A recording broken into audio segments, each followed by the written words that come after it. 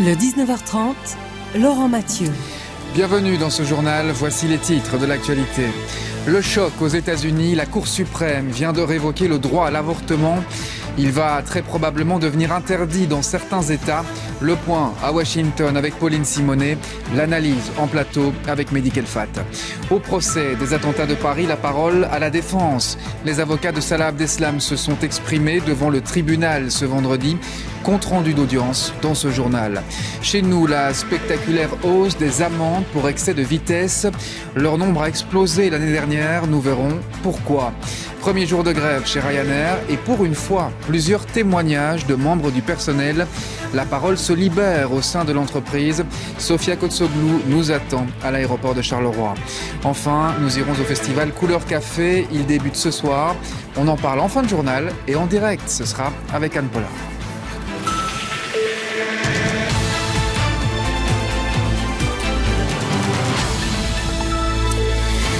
Voilà pour les titres. Bonsoir à tous. C'est une décision historique. Le droit à l'avortement a été révoqué par la Cour suprême des États-Unis. Concrètement, ça signifie que tous les États américains qui le souhaitent, et ils sont nombreux, pourront interdire l'avortement sur leur territoire. Quelques minutes après l'annonce, les pros et les anti-avortements se sont retrouvés à Washington pour manifester. Joris Boulouk, Éric Destiné. Juste après l'annonce, des manifestants des deux camps étaient déjà sur le parvis de la Cour suprême des États-Unis. D'un côté, les défenseurs du droit à l'avortement, dépités, dégoûtés de voir six juges conservateurs remettre en cause un droit acquis il y a près de 50 ans. We, the people who it is going to affect, need to come out into the streets and demand that sex people do not dictate our lives based on their religion. Today, we march at the Supreme Court because we need to keep the government out of our bedroom, out of our doctor's office. En face, des scènes de joie. Les pro-life, comme on les appelle là-bas, ceux qui soutiennent l'interdiction de l'avortement, saluent la décision de la Cour suprême. This is amazing. This is probably the best day of American history in my lifetime. This is incredible, and thank God for all the people who've been fighting for 50 years. Depuis un arrêt historique de 1973, le droit à l'avortement était garanti aux États-Unis. Mais cet arrêt vient d'être révoqué. Résultat, retour à la case départ. Chaque État est désormais libre de choisir d'interdire purement et simplement l'interruption volontaire de grossesse. Le Missouri annonce déjà la couleur. I am humbled to be a part of this and the first Attorney General in the country to effectively end abortion. Dans les États à majorité démocrate, ce vendredi, c'était la douche froide. Dans les rues de New York, certains apprenaient la nouvelle. Oh my God. So many people are going to be horribly impacted by this. Like that's terrifying. Cette décision marque encore un peu plus les divisions de la société américaine. Et le président Joe Biden a pris la parole peu avant ce journal. Je vous propose de l'écouter. Today, the Supreme Court of the United States expressly took away a constitutional right from the American people that it had already recognized. They didn't limit it, they simply took it away. That's never been done to a right so important to so many Americans. But they did it. It's a sad day for the court and for the country. Vous l'avez compris, les États américains qui le souhaitent vont pouvoir interdire l'avortement sur leur sol. Pour en parler, direction à Washington. Bonsoir Pauline Simonet. Concrètement, que va-t-il se passer maintenant dans les jours, dans les semaines qui viennent ? Eh bien, ce qu'il faut bien comprendre, c'est que les États conservateurs, non seulement ils attendaient cette décision avec impatience, mais en plus, ils la préparaient puisqu'ils savaient qu'ils avaient la Cour suprême derrière eux. Et donc, il y a 13 États, dont le Texas, le Tennessee, le Kentucky ou encore le Mississippi, qui ont déjà adopté des lois qu'on appelle des lois zombies et qui vont en fait être déclenchées quasiment immédiatement ou d'ici quelques semaines pour interdire l'avortement. Alors, il y a quelques nuances. Certaines de ces lois, elles autorisent l'avortement lorsque la vie de la femme femme est en danger. D'autres lois autorisent tout de même l'avortement en cas d'inceste ou de viol, ou encore certaines lois comme au Texas vont autoriser l'avortement jusqu'à 6 semaines de grossesse. Mais en tous les cas, une dizaine d'autres États s'apprêtent eux aussi à faire adopter des lois pour interdire l'avortement. Donc au total, ce sera quasiment d'ici quelques mois la moitié des États du pays où l'avortement devrait être interdit. En revanche, il y a 22 États, des États classés à gauche, des États démocrates, où là l'avortement est tout à fait garanti. Certains États ont même renforcé l'accès à l'IVG en prévision justement de cette décision, parce qu'ils s'attendent à un afflux de femmes venues se faire avorter, puisque ce ne sera plus possible dans leur État d'origine. Pauline Simonet en direct de Washington. Merci beaucoup Pauline. Et on accueille en plateau Mehdi Kelfat. Bonsoir, vous êtes responsable éditorial Monde à la rédaction. On voit que les images continuent d'arriver en direct de Washington. C'est vraiment une décision qu'on peut qualifier d'historique. Oui, Laurent, ça va complètement à contre-courant de l'histoire mondiale, mais aussi de l'histoire américaine.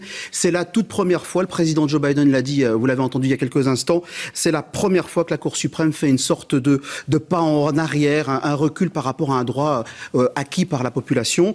Cet arrêt, c'est l'un des plus importants de l'histoire de la Cour suprême depuis sa création en 1790. C'est déjà arrivé que la Cour suprême change une jurisprudence, c'est évident, mais jamais pour enlever un droit, plutôt pour instaurer ou restaurer un droit. La décision va donc à contre-courant d'une tendance mondiale, puisqu'il y a pas mal de pays qui sont plutôt historiquement liés à l'Église catholique qui instaurent ce droit à l'IVG. On peut parler du Mexique, on peut parler notamment de l'Irlande. Et cette victoire pour les mouvements de la droite religieuse, eh bien, elle couronne 50 ans de lutte méthodique. Une victoire aussi politique pour le président sortant, le président Donald Trump, qui au cours de son mandat a eu le privilège, c'est un concours de circonstances, de pouvoir mettre à sa main cette Cour suprême, pouvoir nommer 3 juges plutôt conservateurs, et beaucoup d'Américains qu'on a vus sur ces images manifester devant la Cour suprême sont inquiets. Est-ce que la Cour suprême s'attaquera à d'autres droits à la vie privée? On peut parler par exemple de la contraception ou encore du mariage homosexuel. Et on suivra ça évidemment dans les semaines et dans les mois qui viennent. Merci beaucoup Mehdi Kelfat d'être venu ce soir en plateau. Et notez que le Premier ministre belge Alexander De Croo a réagi à cette actualité.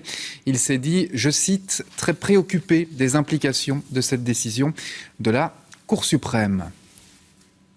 Autre grand titre de l'actualité ce soir, le procès des attentats de Paris et les plaidoiries très attendues des avocats de Salah Abdeslam. Il s'était en effet assez peu exprimé dans les médias depuis le début du procès. Compte rendu d'audience avec Nicolas Persson, Vincent Bayonnet et Stéphanie Lepage. Comment défendre l'unique survivant du commando terroriste qui a frappé Paris ?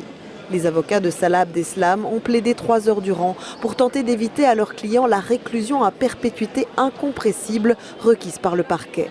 Premier argument avancé, Salah Abdeslam, recruté en dernière minute, n'aurait jamais eu connaissance de l'ampleur du projet d'attentat. Il ne se serait pas retrouvé avec un gilet explosif sur le dos s'il avait su ce à quoi il participait réellement. C'est selon eux le principe de cloisonnement de l'information propre aux cellules terroristes, mais qui pour certains n'excuse rien. S'est engagé sans l'ombre d'une hésitation, et par ailleurs ce que l'on retire aussi du procès, c'est qu'il n'a condamné personne, il n'a pas condamné son frère, il nous implore de lui consentir notre pardon, mais il n'a pas fait acte de contrition, il ne s'est pas repenti, il n'a pas condamné ni son frère ni ceux qui ont fait. Mais parfois les avocats de Salah Abdeslam font mouche et ébranlent les convictions. On est un peu perturbé en fait par tout ce qu'on entend et la façon dont la défense aborde les sujets. Parce que vous avez, je ne sais pas si vous étiez dans la salle, mais je dirais qu'on est en train de redonner une espèce d'image humaine à Abdeslam qui, comme ils l'ont bien précisé, passait pour un monstre depuis 2015. Salah Abdeslam avait réservé les planques, les voitures, emmené 3 kamikazes au Stade de France et enfilé un gilet explosif. Mais il a renoncé à se faire sauter selon ses avocats, pour qui il est bien complice, mais pas auteur d'attentat. Salah Abdeslam s'est désisté et cela ne pourra que peser dans votre décision. Son rôle, c'est d'humaniser au maximum Salah Abdeslam. Alors nous, on n'a aucun doute sur son humanité, mais c'est surtout d'essayer de contrebalancer les effets des réquisitions, qui étaient assez durs de ce point de vue-là. Je ne suis pas sûr que ça ait complètement réussi non plus. Ensuite, je ne suis pas sûr que ça emporte complètement l'adhésion de la Cour. Les avocats de Salah Abdeslam ont précisé que c'est un combat judiciaire qu'ils mèneront jusqu'au bout, laissant présumer qu'ils feraient appel d'une décision trop ferme. Commencé il y a 9 mois, le procès des attentats du 13 novembre 2015 entrera la semaine prochaine dans sa dernière ligne droite, avec 2 journées d'audience encore prévues. Lundi, dernière possibilité pour les 14 accusés de prononcer un dernier mot, de s'adresser à la cour. Mercredi, le verdict tant attendu. Stéphanie Lepage à Paris. Retour en Belgique avec ce constat. Les amendes pour excès de vitesse sont en augmentation spectaculaire. La police fédérale vient en effet de communiquer les statistiques officielles. Alors comment expliquer ce phénomène ?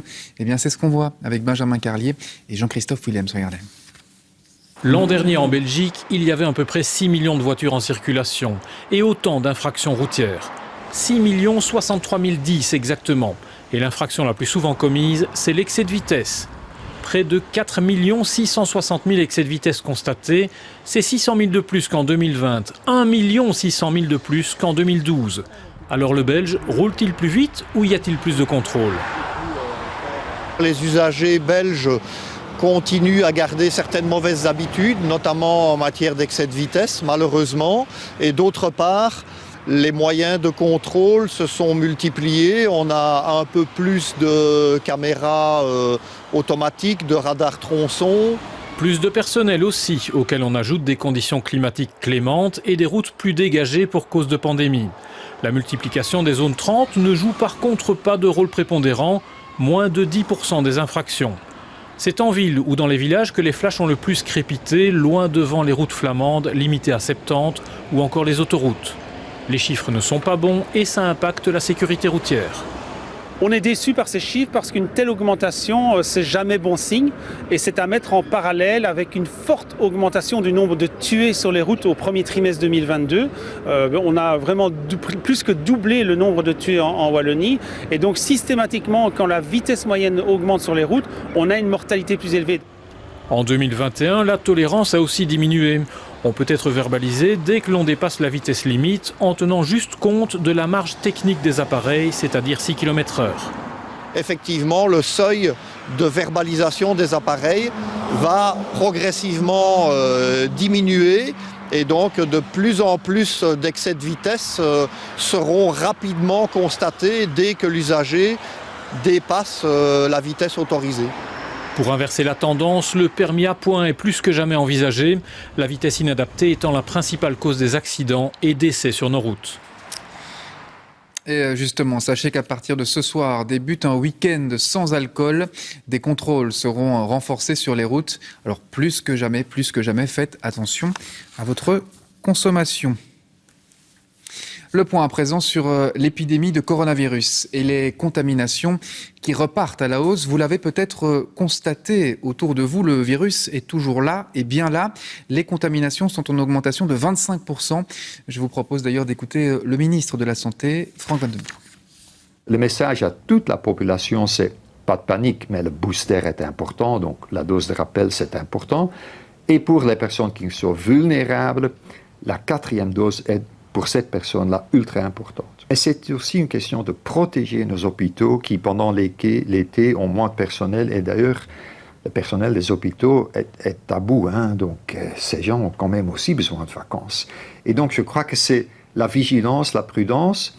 C'est une question de protection de soi-même, mais aussi un peu de solidarité avec les hôpitaux, avec le personnel soignant qui doivent pouvoir faire leur travail normal et aussi quand même bénéficier un peu de vacances d'été. À suivre dans ce journal, l'aide qui arrive enfin en Afghanistan après le tremblement de terre qui a fait au moins 1000 morts cette semaine. Immersion au sein d'un conseil de classe. On vous montrera l'envers du décor, comment les professeurs délibèrent. Reportage dans un instant. Et puis une petite ville française envahie par des fans de musique extrême. Nous irons au Hellfest en fin d'édition.